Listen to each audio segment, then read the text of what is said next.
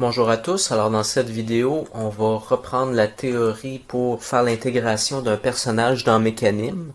Donc Mecanim, c'est un outil qui a été développé à partir de Unity 4 qui sert pour tous les différents types d'animation. Donc on avait déjà testé pour les menus, mais c'est optimisé pour les bipèdes. Donc quand on a des animations avec des personnages, on a beaucoup plus de flexibilité avec Mecanim que ce qu'on avait autrefois. Donc je viens d'importer le contenu du package tutoriel Mecanim 5.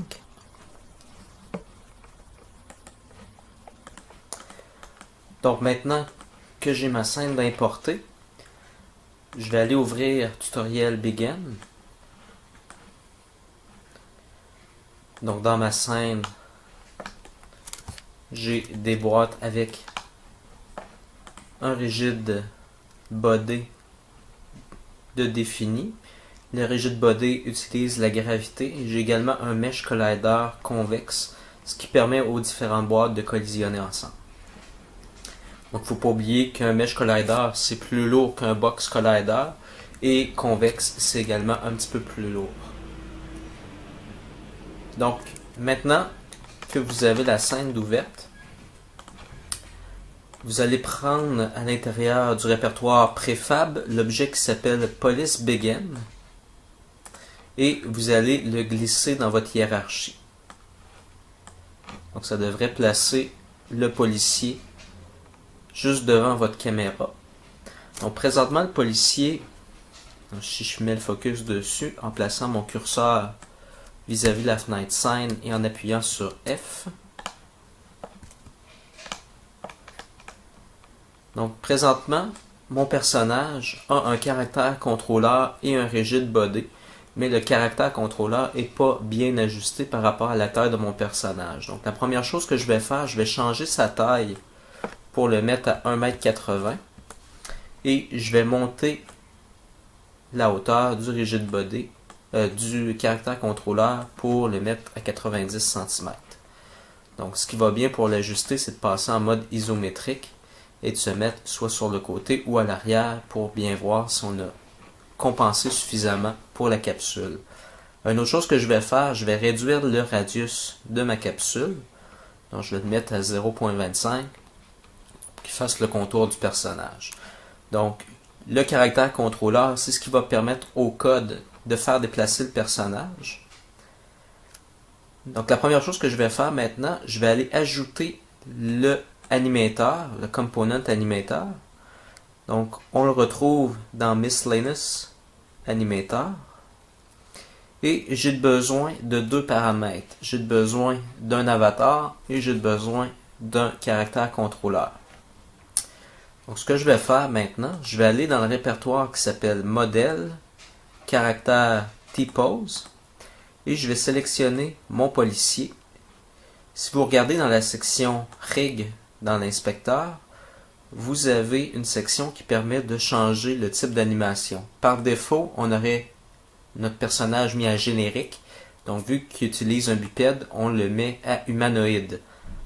Ensuite, on fait Apply. Et si le système détecte tous les bones pour son ergonomie, il va nous mettre un petit crochet à côté du bouton Configure. Donc si jamais on avait eu des problèmes, on peut voir ici toute l'arborescence du squelette de notre personnage et les bones qui ont été assignées pour chaque partie du corps.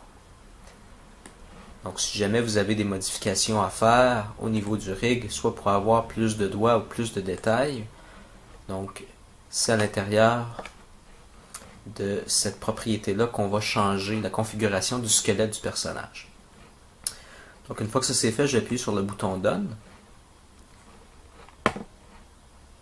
Une fois qu'on a créé notre avatar, si vous regardez à l'intérieur du policier, il y a un petit icône d'un personnage avec Police Avatar. Donc ce que je vais faire, je vais aller prendre mon Police Begin dans ma hiérarchie et je vais aller le glisser dans la section Avatar. Maintenant, je vais avoir besoin d'un caractère contrôleur, d'un animateur contrôleur pour le déplacement de mon personnage. Donc dans le panneau projet, je fais un clic de droite, Create, et là je choisis Animator Controller. Je vais renommer Police Animator. Je vais retourner dans ma hiérarchie sur mon Police Begin et je vais aller glisser mon Animator Controller dans la section Animator. Donc maintenant que ça c'est fait, dans le répertoire script, j'ai un script qui s'appelle locomotion. Donc je vais aller l'assigner au personnage. Donc c'est le script qui permet le déplacement et l'animation du personnage. Présentement, il n'y a aucune animation. Donc si je fais play, le personnage non seulement ne devrait pas avoir de pause, mais en plus, il est entré dans le sol. Par contre, les déplacements fonctionnent. Et on voit également qu'il n'y a pas de collision avec les boîtes. Donc, on va maintenant commencer à mettre les différentes animations. On va commencer par mettre un idle sur notre personnage. Donc, je vais double-cliquer sur le Police Animator. Ça va nous ouvrir la fenêtre Animator avec l'arborescence des animations. Je vais commencer par me mettre une animation idle. Donc, je vais aller dans le répertoire animation et je vais aller sélectionner idle et à l'intérieur, j'ai mon clip d'animation. Donc, je vais aller glisser dans mon schematic view et vous voyez, le clip par défaut se met en orange. Donc, quand je fais play, maintenant mon personnage se tient debout et joue le clip idle. Par contre, je peux appuyer sur les autres touches et mon personnage va rester toujours dans le même cycle d'animation. Si je veux voir graphiquement ce que ça donne, donc quand je suis en mode pause,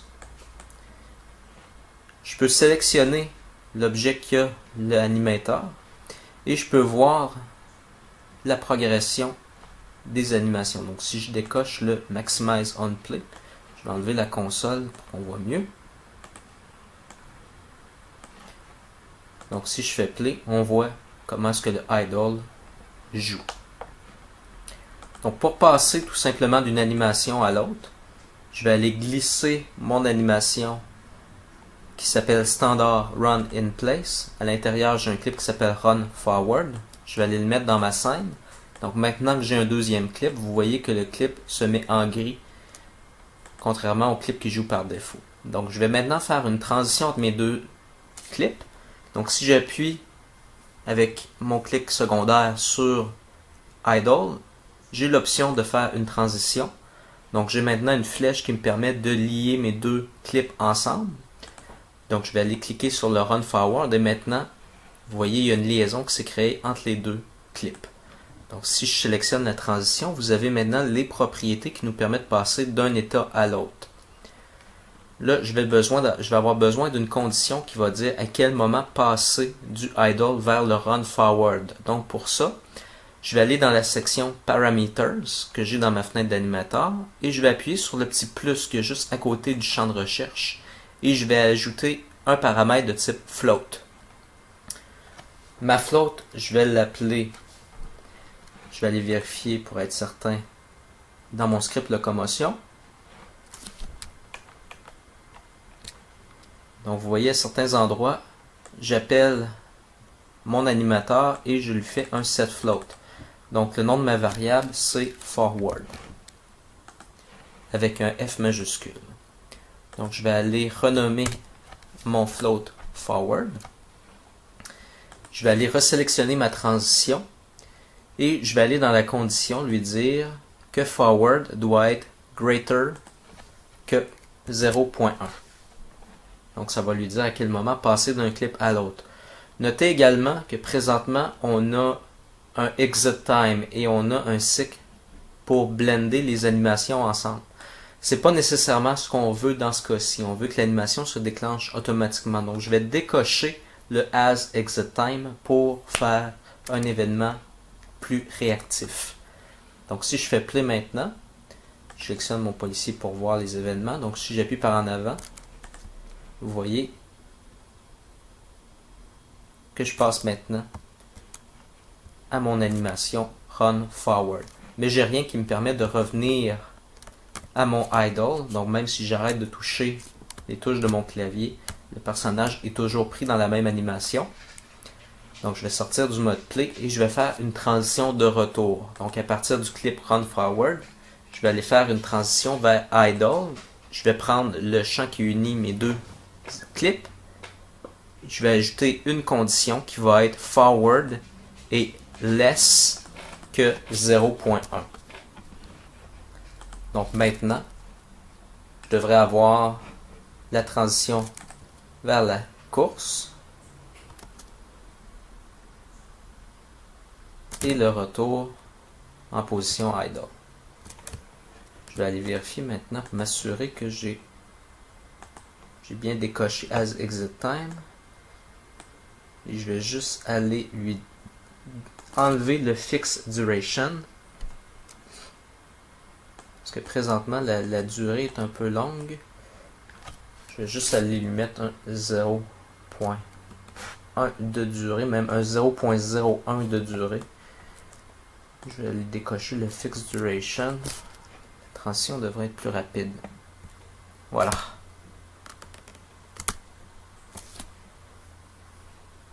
Donc c'est une façon de lier des clips ensemble, mais une meilleure méthode c'est d'utiliser un blend tree. Donc je vais aller supprimer mes deux clips dans ma scène et au lieu d'utiliser des clips, je vais faire un clic de droite, create state et je vais lui dire from new blend tree. Je vais double-cliquer sur le blend tree. Donc j'ai maintenant un élément qui me permet de blender différentes animations ensemble. Et non seulement je peux blender différentes animations, mais je peux rajouter d'autres blend trees avec différents paramètres pour différents états de mon animation. Il y a également d'autres propriétés de blend tree, comme on a par exemple le plan cartésien, qui est un peu plus complexe, mais qui permet d'avoir toutes les clips d'animation à l'intérieur d'un même blend tree. Dans mon cas, je vais utiliser un blend type à une dimension. Donc je vais aller cliquer dans la section Motion sur le plus et je vais aller lui dire de mettre 3 New Blend Tree.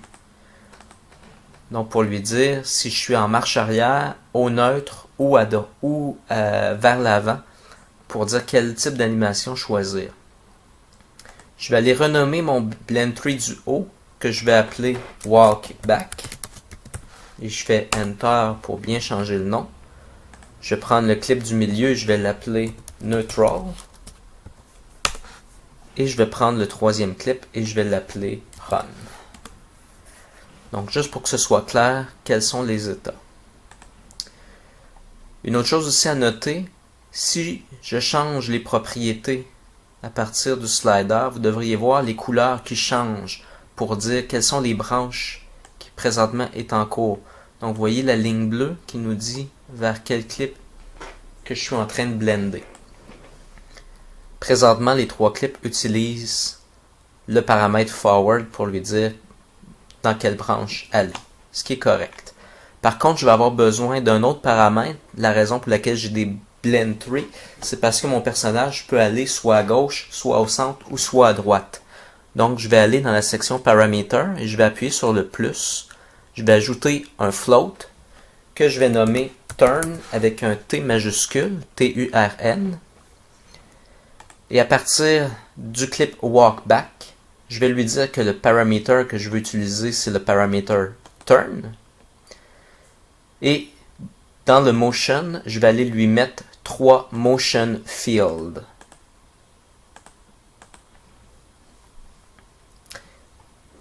Si vous avez déjà travaillé avec le Input Manager, vous savez que les touches horizontales et verticales varient de -1 à +1. Donc, présentement, mon blending est de 0 à 1. Donc, je vais aller changer le blending pour lui dire qu'on part de -1 à 1. Contrairement au premier blend tree qui lui part de 0 à 1 pour le forward. Donc ici, même que je dirais une autre chose, pour le premier blend tree également, il faut changer de 0 à 1 pour lui dire que c'est de -1 à 1. Parce qu'on a le walk back. Donc on n'est pas nécessairement en pose neutre. Donc je reviens à mon walk back. Donc, vu que j'ai pas d'animation pour le walk back, ce que je vais faire, je vais utiliser l'animation de walk et je vais inverser la vitesse du clip. Donc, si vous regardez dans le répertoire animation, il y a un clip qui s'appelle Walking in Place. Et à l'intérieur, j'ai l'animation qui s'appelle Walk Forward. Donc, si je regarde l'animation en question, vous voyez, j'ai mon policier qui marche vers l'avant. Une autre chose aussi, si jamais vous avez besoin de recalibrer vos animations, lorsque vous prenez la barre pour changer la durée, vous voyez, j'ai un graphique qui apparaît avec des codes de couleurs. Donc, lorsque c'est jaune, ça veut dire que l'animation peut blender ensemble dans un loop, mais que ça va avoir l'air étrange. Rouge veut dire que les frames sont trop différentes une par rapport à l'autre. Et vert veut nous dire que ça va probablement bien blender ensemble. Donc, idéalement, il faut que tous les loop match soient à vert pour qu'un clip d'animation fonctionne bien. Donc, je vais avoir besoin non seulement d'un walk forward, mais je vais avoir besoin de mes trois orientations. Et c'est là que l'humanoïde est très pratique parce qu'on a des offsets qu'on peut lui assigner. On n'a pas ces offsets-là lorsqu'on travaille avec un clip générique ou un rig legacy. Donc, ce que je vais faire, je vais aller toujours dans mon objet Walking in Place, aller cliquer sur le petit plus dans la section Clip, et je vais renommer le clip Walk Right. Je vais aller cocher le Loop Time. Et une autre chose que je vais faire, je vais aller mettre un offset sur le Root Transform Rotation pour que le personnage pointe vers la droite avec un angle d'environ moins 30 degrés. Donc, si je fais play maintenant, vous voyez, le personnage par rapport à son origine marche vers la droite. Je vais appuyer sur le plus une autre fois. Je vais juste aller changer un autre détail aussi.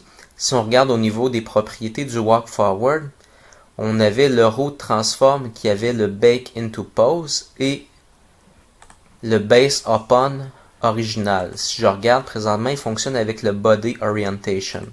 Donc ça fait une espèce de petit déhanchement qui peut faire en sorte que notre personnage se déphase à long terme. Donc je vais aller lui remettre les paramètres pour qu'au moins il puisse rester stable. Même chose ici. Je me base sur le point original.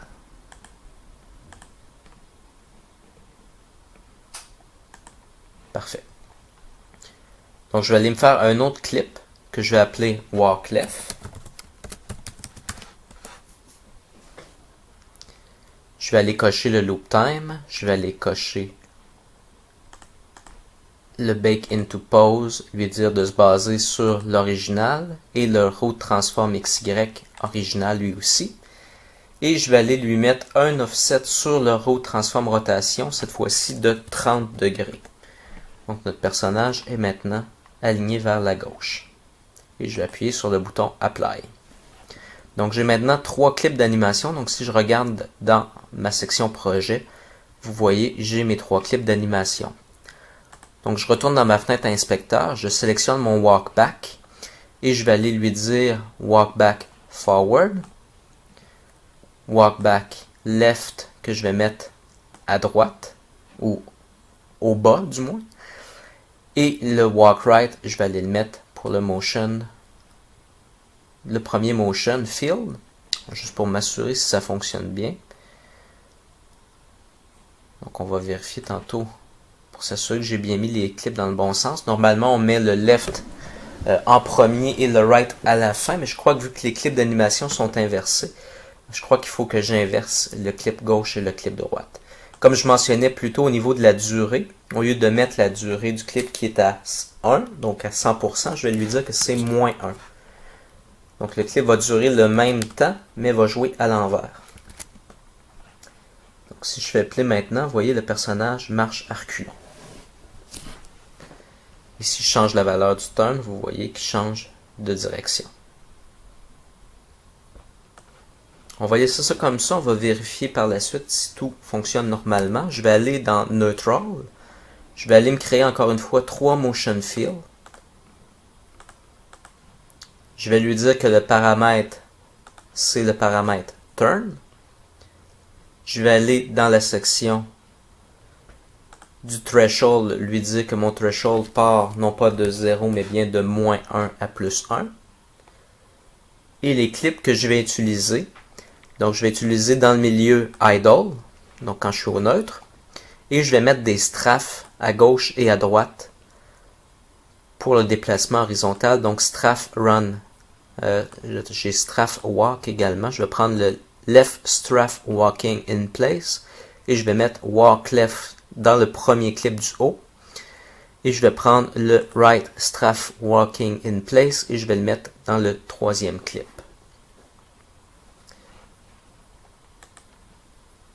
Donc, si on regarde ici, j'ai mon idle et quand je change la propriété du turn, vous voyez le personnage se met à marcher dans une des directions. Ensuite, je vais aller dans la propriété du Blend Tree Run. Je vais encore une fois lui ajouter 3 Motion Fields. Je vais lui dire que le paramètre, c'est le paramètre Turn. Dans les propriétés, je vais lui dire que ça part de -1 à 1. Et pour les clips, je vais utiliser les clips qui sont assignés pour le Run. Donc, je vais aller prendre Standard Run in Place et je vais mettre Run Forward dans le milieu. Ensuite, si on regarde un peu plus haut, j'ai Humanoid Run Turn Sharp. À l'intérieur, j'ai le Left Turn Sharp. Il est possible que le Right Sharp ne soit pas présent. Donc, ce que vous faites, c'est que vous allez dans la section Animation pour créer le Right Sharp, si ce n'est pas déjà le cas.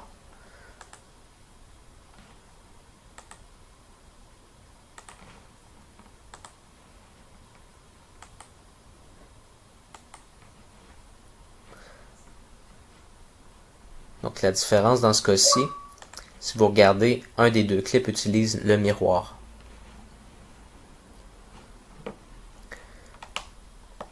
Donc je vais retourner dans mon Blend Tree Run. Je vais aller mettre le Humanoid Run Left Sharp en haut et le Run Right Sharp en bas. Donc maintenant avec toutes les propriétés, mon personnage devrait pouvoir blender dans les différentes directions. Donc je vais aller faire un petit test. Mais avant, ce que je vais faire, je vais aller prendre mon clip, mon objet qui s'appelle Main Camera dans ma hiérarchie, et je vais aller le mettre enfant de mon Police Begin. Donc quand le Police Begin va se déplacer, la Main Camera va le suivre. Donc je vais juste tester ma marche arrière. Donc la marche arrière, si je vais à droite, si je vais à gauche.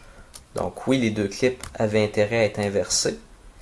Maintenant, à partir du neutre, je m'en vais à gauche, je m'en vais à droite, vers l'avant je cours, tourne à gauche et tourne à droite. Donc on voit les différents blendings d'animation dans la fenêtre du haut et comment est-ce que les clips s'enchaînent. Une autre chose aussi à noter, c'est que le personnage peut sauter, mais présentement il n'a aucune animation qui lui permette de sauter.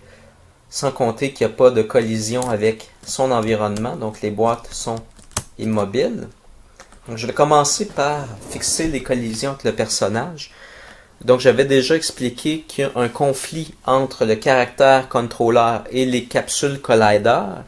Par contre, les capsules collider sont nécessaires pour interagir avec la physique et le caractère controller interagit avec le code. Donc quand on met les deux ensemble simultanément, on obtient un gros bug. Donc ce que je vais faire, je vais aller sur le Police Begin. À l'intérieur, j'ai mon objet Police. Donc je sélectionne Police. Dans l'inspecteur, je fais Add Component Physique et je mets un capsule collider. Donc dans ma scène, je vais aller mettre le focus sur mon policier. Encore une fois, ma capsule n'est pas bien ajustée par rapport à mon personnage. Donc je vais changer la hauteur, je vais lui mettre 1,80 m. Je vais changer le Y pour 90 ou 0.9 plutôt. Et je vais changer le radius de la capsule, mais cette fois-ci, je vais y aller avec une taille de 0.3. Parce qu'il faut que ma capsule soit plus grosse que mon caractère contrôleur. Donc, vous voyez mes deux objets, la différence.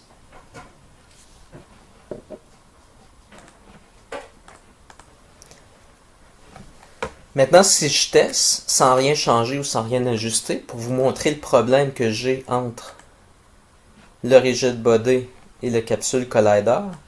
Donc, si j'essaie de déplacer mon personnage, vous voyez maintenant qu'il se met à faire du breakdancing et à bouger dans toutes les directions de façon incontrôlée. Donc, la physique a un conflit direct avec le caractère contrôleur. Pour fixer le problème, je vais retourner sur mon objet Police Begin et dans son rigid body, vous avez une section qui s'appelle Constraint. Donc, il y a deux types de constraints. On a des constraints de position et de rotation et avec l'option pour les freezer, pour les geler. Donc, je vais aller lui dire que la physique n'a pas d'impact sur la position ou la rotation de mon personnage. Donc, maintenant, si je fais play, mon personnage se déplace avec le code et il peut interagir avec les objets de l'environnement.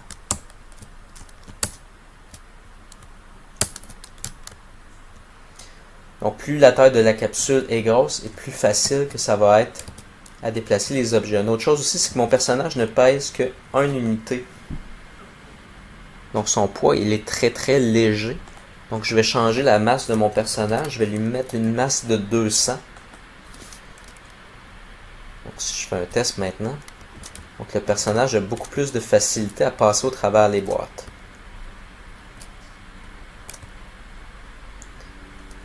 Unity recommande que la différence entre les deux soit moins importante que 100 unités. Donc à 200, mon personnage est peut-être juste un petit peu trop lourd par rapport aux boîtes.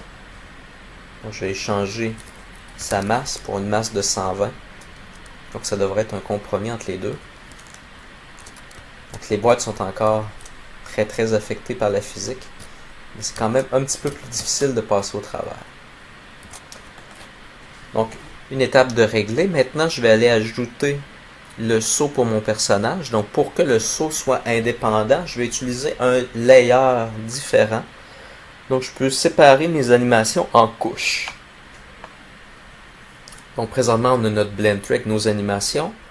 Et je veux qu'en parallèle, on ait un autre layer. Donc dans la section layer, juste à côté de paramètres, je vais aller appuyer sur le petit plus. Et je vais me créer un deuxième layer que je vais appeler jumping. Le nom n'a pas autant d'importance que pour les autres propriétés, que pour les paramètres, parce que je n'y réfère pas dans le code. Notez également qu'on a 3 états dans l'animateur, le AnyState, le Exit et le Entry. Une chose que je vais changer également dans le layer jumping, donc si vous appuyez sur le petit engrenage, vous voyez présentement le poids de l'animation, il est à 0. Donc je vais aller augmenter le poids de l'animation pour le mettre à 1, pour lui dire que l'animation va overrider, donc elle va écraser l'animation originale. Une autre chose aussi, je veux pas que le jump joue dès le départ, donc je veux pas que ce soit le clip d'animation par défaut sur ce layer-là. Donc ce que je vais faire, je vais appuyer avec le clic de gauche de ma souris, le clic de droite de ma souris, pardon. Je vais faire Create State et je vais lui dire Empty. Donc par défaut, je vais avoir un nouvel état qui ne contient aucune animation. Donc c'est ce qui va jouer par défaut sur ce layer-là.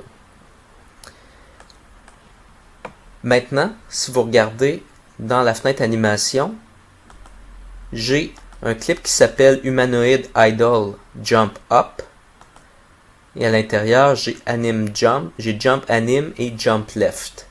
Donc je vais avoir besoin d'un Jump Right. Donc je sélectionne Humanoid Idol Jump Up. Je vais appuyer sur le plus pour me créer un nouveau clip que je vais appeler Jump Right. Je fais Enter pour que le nom soit affecté. Présentement, on me dit que le clip est outside le range, donc je vais faire clamp range pour avoir les propriétés start et end. Je dois commencer par la propriété end et je vais lui mettre 131 et le begin au frame 125 parce que le begin ne peut pas être plus élevé que le end, donc je peux pas rentrer cette valeur-là en premier. Une autre chose aussi que je dois changer, je dois configurer le clip de la même façon pour que les pieds restent bien au sol. Donc présentement le personnage, son animation, le personnage saute plus haut que le root. Donc ce que je dois faire, donc dans le jump right, je dois aller lui dire que le root transforme position Y au lieu d'être basé sur l'original, se base sur les pieds. Donc pour rester bien au sol. Une autre chose aussi que je vais faire, je vais changer le offset du personnage. Donc présentement, le left a un offset de 30. Donc je vais aller dans mon right et je vais lui mettre un offset de moins 30. Vous voyez la différence. Une autre chose aussi que je vais faire, je vais aller cocher le Bake into Pose pour m'assurer que l'animation ne va pas avoir un impact sur la rotation du personnage. Donc, si on ne le coche pas, le personnage risque de déphaser à long terme. Et je vais faire Apply. Donc, j'ai maintenant mon nouveau clip d'animation Jump Right. Donc, je vais me créer un nouveau Blend Tree sur le layer Jumping. Donc, je fais un clic de droite Create State from New Blend Tree. Et à l'intérieur, je vais créer 3 motion fields avec le paramètre turn qui part de -1 à 1. Et les clips, je vais aller en haut, jump left, jump anim au milieu et jump right à la fin. Donc si on regarde dans la fenêtre de preview, on peut voir les 3 directions qui blendent ensemble.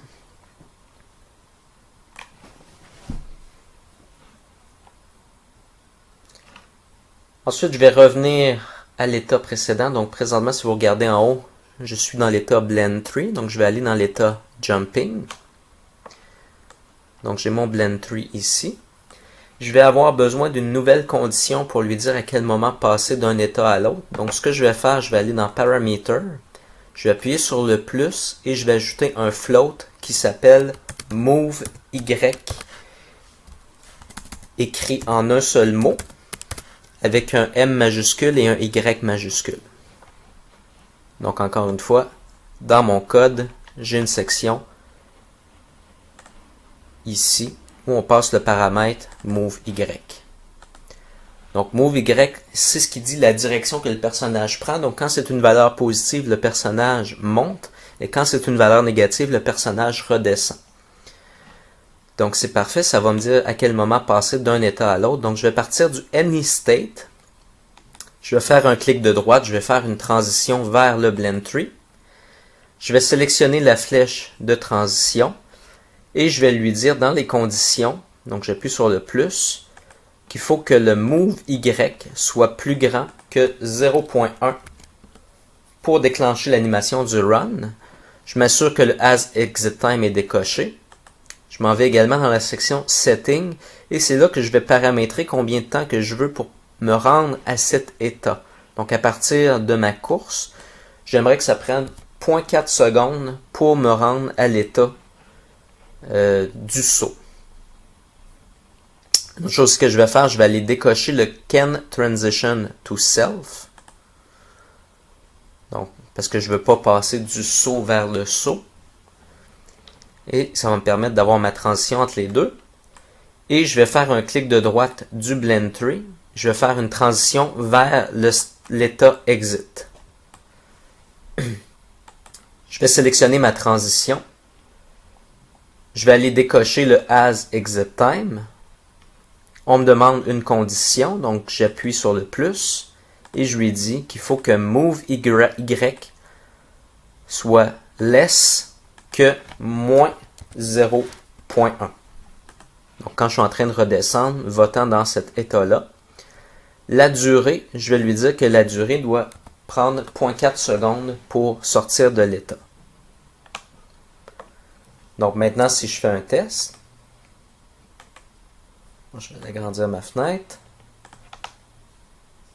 Je vais sélectionner ma police.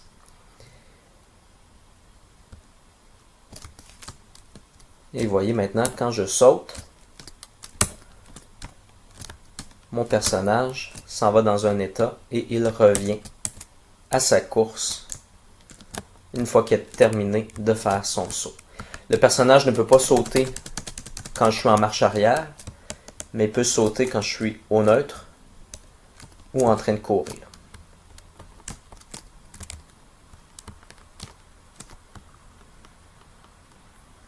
Donc c'était tout pour mon exercice avec Mecanim.